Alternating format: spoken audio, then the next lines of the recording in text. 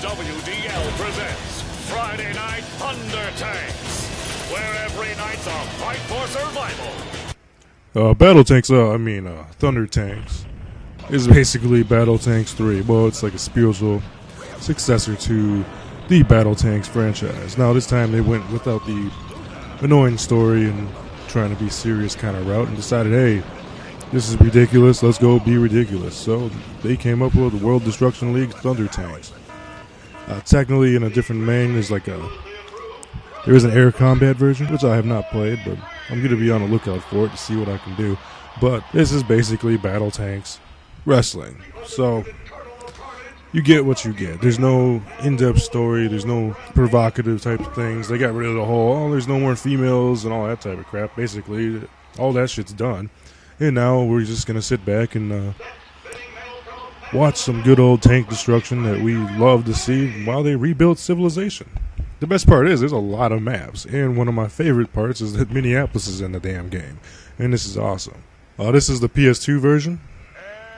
Technically, it looks like this was on the PlayStation because it was a PlayStation game, and I think that this is the port. Not 100% sure on that, but it just feels like it. There's really no progression. You just go on through 3 phases of tournament plus then a final stage.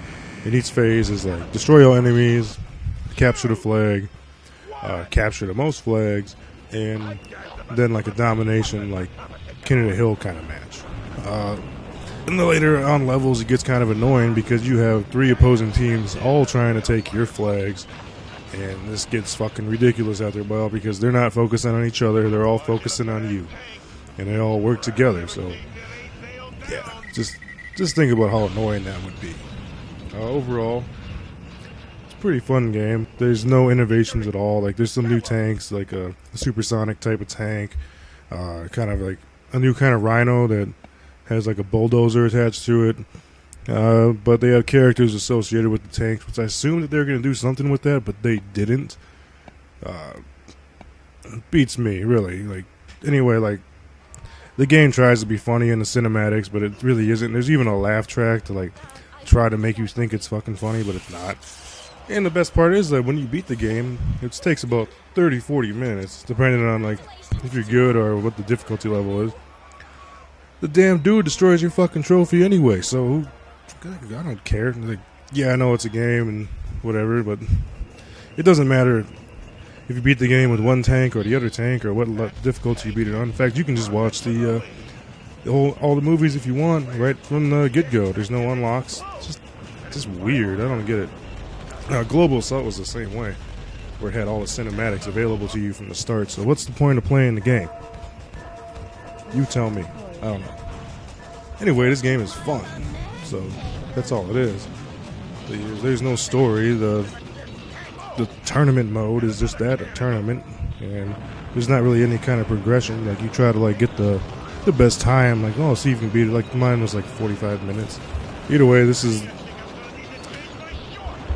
a fun game at the time, but compared to the standards, it just falls short. And considering there's no story to back this one up, which could be good and could be bad, I'm just going to give this a neutral rating. Like, if you got some friends to play it, there's no, like, online multiplayer. Like, that's before that time, you know. But, if you got friends and you guys want to go against each other, like, that would really be a blast. It's like the final version of BattleTanx. And I appreciate it. I like that they're trying to be funny about it and they're not trying to be humorous about it, because, come on, like, this isn't a serious thing anymore. This whole population being destroyed by, like, some disease, and, like, there's no women and we all got to fight for it. Like, they just kind of realize that, hey, this story's just probably stupid, and we might as well just take the carnage and equate it to something like monster trucks and demolition derbies and wrestling. Mix that all together, add some tanks, put it in a bunch of different real world locations, and even some locations don't even exist, like Atlantis. And you got yourself something that is somewhat enjoyable, but not a masterpiece. This is Rezo Rizzardo, aka Base Res.